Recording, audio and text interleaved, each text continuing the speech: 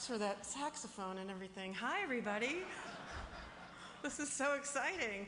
Congratulations to all the nominees. Congratulations for everybody dressing it up and bringing it out tonight on this rainy evening. Yeah. Just for leaving the house, you know? It's a big deal. If you're anything like, I like to go to bed around 9. Start winding down around 4.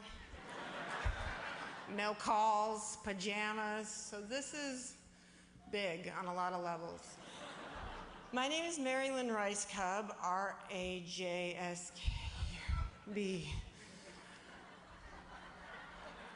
The J sounds like a long I. It doesn't. I really wanted to host tonight because I believe I truly understand editing because people edit my name as they're saying it. One of my goals is to be successful enough to have John Travolta mispronounce my name on an award show. Wouldn't that be great? Ladies and gentlemen, Lynn Rajskub, staying alive. That's stupid. That was dumb. I'm sorry. I tried to edit my name myself. I shortened it to Mary Lynn Rice, to Secretary of State, really. I tried to also condense my first name into Marilyn. I don't have the boobs for that. I have less than a handful. It's been a lot of therapy. I'm honored to be hosting the 65th Annual Ace Eddie Awards.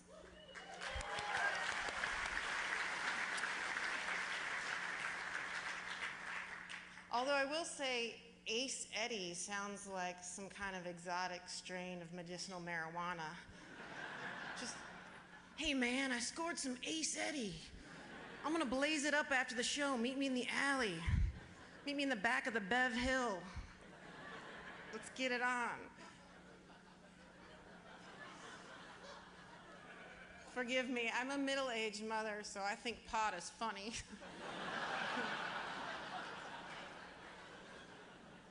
Forgive me, I'm a middle-aged mother, so I actually smoke a lot of pot. Hold on, forgive me, I'm lying. I tend toward depression and naps already, so I prefer amphetamines. Gotta get shit done in a day. I like to take it up. You know? Take it. Of course, editing is the one craft in Hollywood that you can't do high, right?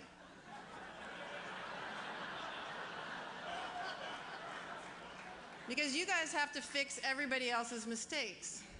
You gotta be on point. I appreciate that. Every film comes down to editing.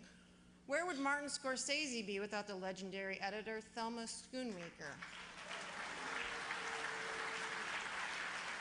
His films would be 9.5 hours longer. Jaws would have never gotten out of the water without the late, great Verna Fields. And Body Heat would have been lukewarm without Carol Littleton.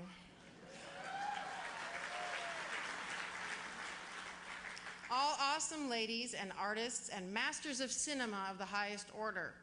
I know this is the year of the woman in Hollywood, which is great, just fantastic. It's awesome. But the editors have put women at the forefront for years, and I think that's something to be proud of.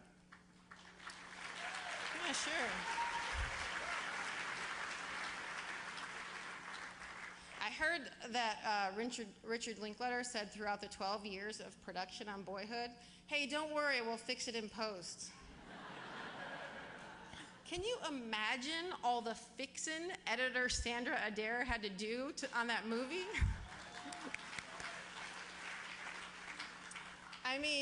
12 years. WTF. For once, I would love for you guys to tell the director, how about we fix it in production? There's an idea.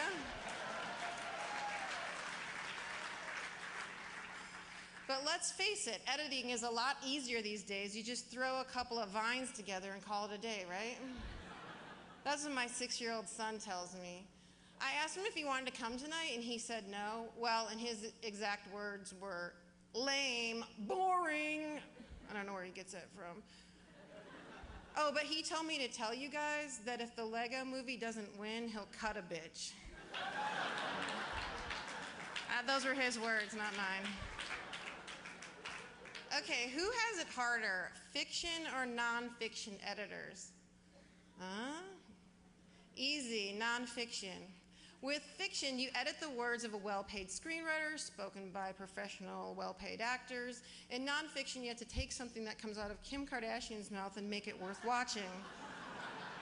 That takes some serious skills. If you ask me, those editors deserve a Peabody. Oh, I want to make a request of all the reality editors tonight.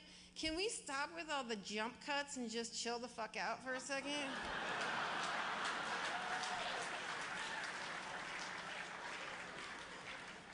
Look, I'm not trying to get ADD while I'm watching my HGTV. You know what I'm saying?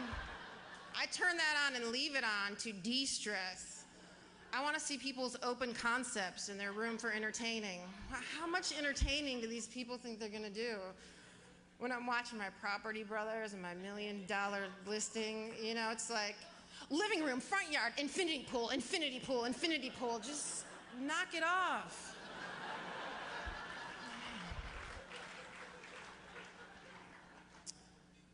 Yeah, I went off the script there. I'm like, just let me look at the house I'll never afford. Jesus, slow that shit down.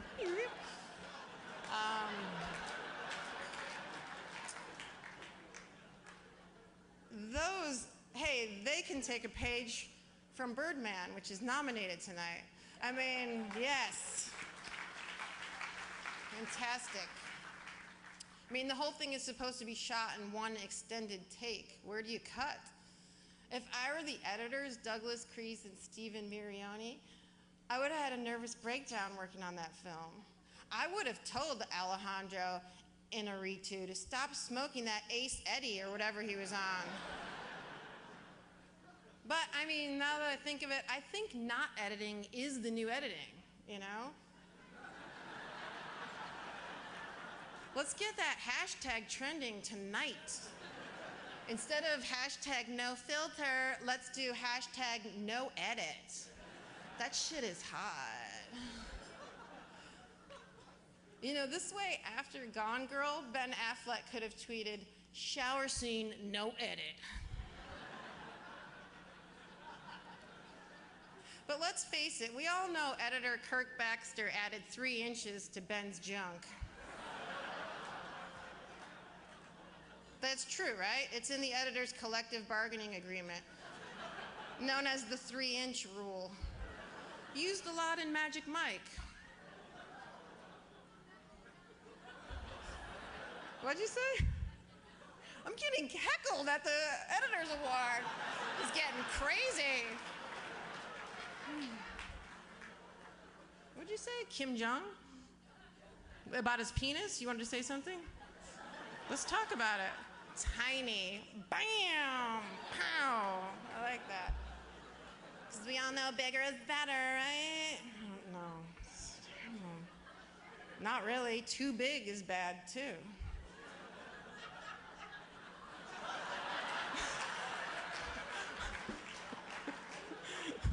We like it just right. Just don't surprise us with it. That's all I ask. Like, you know when you're sleeping and it's like, hey, like, I'm dead asleep. I don't care what size it is, you know? Don't do that.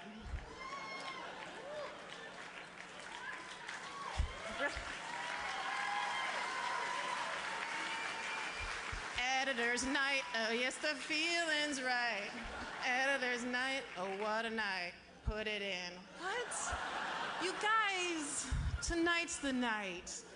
A lot of babies are gonna happen tonight.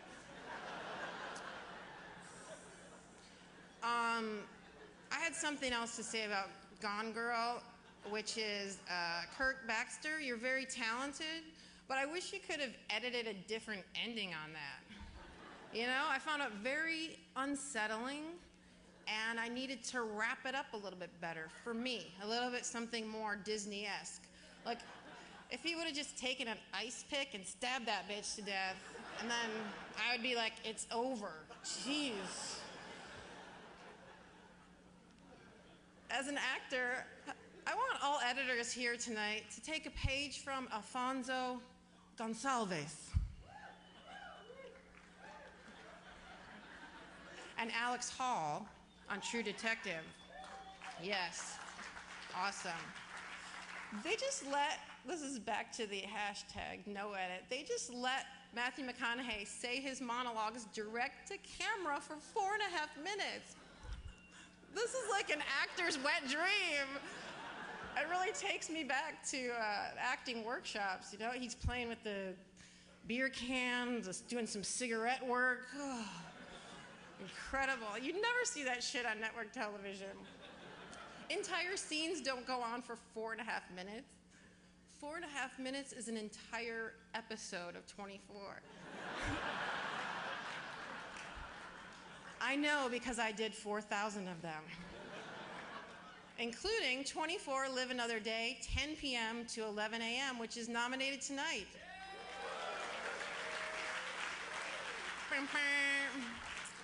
Congratulations, and I'm very proud of nominee Scott Powell. Yes, the editing was fantastic on True Detective, but the set design was incredible. Did you know that the evil lair on that show was actually Bill Cosby's basement? No, don't.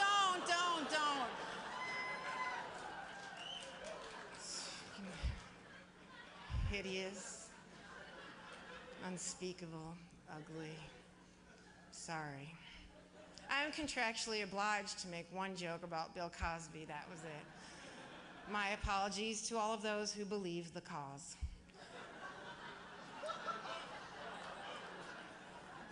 It's weird, isn't it? But Cosby was a big story this year. You know, that's a big. Also was hacking when they hacked into all those photos. My photos were hacked like all those other actresses. Hackers stole a bunch of hardcore photos of me and my son playing Battleship together. I felt so violated because no one ran them anywhere. I don't know, that was too far to go for that. Because my pictures are innocent. It's me and my dogs. Post that! Speaking of hacking, I'm also obligated to talk about the interview. An editor sent me a cut. Congratulations. An editor sent me a cut of the interview without any of the scenes with Kim Jong-un. The crazy thing is, without those scenes, it's a shot-for-shot remake of Ang Lee's Life of Pi. That sequence with Seth Rogen and the tiger and the thing in the ass, it's genius and should have been nominated tonight. And speaking of not nominated, I noticed Selma didn't make the cut tonight, which proves what I've been saying for years. Editors are totally racist. I'm kidding, you guys. You're not. This whole town is. I was really impressed by one category tonight.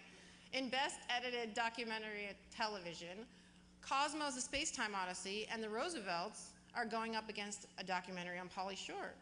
I'm pretty sure this is the only time in history Pauly Shore will ever be in the same category as FDR and Neil deGrasse Tyson. Yeah, it's probably a one-time only thing. As editors, you dedicate so much to the craft. You spend like 15 hours a day alone in a dark room. What, do you not want to be around people? It's a profession pretty much tailor-made for antisocial people. I know. It's uncomfortable. Tonight is the first time some of you have ever been in a room with traditional lighting and more than 6 people. As one of those people, let me just say, it's gonna be okay. This isn't televised and you can drink heavily. Woo! All kidding aside, some people can write a script, some people can direct a movie, but without the editors, you don't have clarity and consistency, artfulness. Movies are shot on a set, but they are made in a bay. You take raw footage, you shape it, you nuance it, you finesse it, and you nuance it some more. You bring it to life. And then the director takes all the credit. But we know the truth. You are the people who take all of the pieces of the puzzle and weave them into a work of art. And what amazing puzzles you've woven together this year. As members of this important cinematic craft, you should all be very, very proud. So let's get the party started.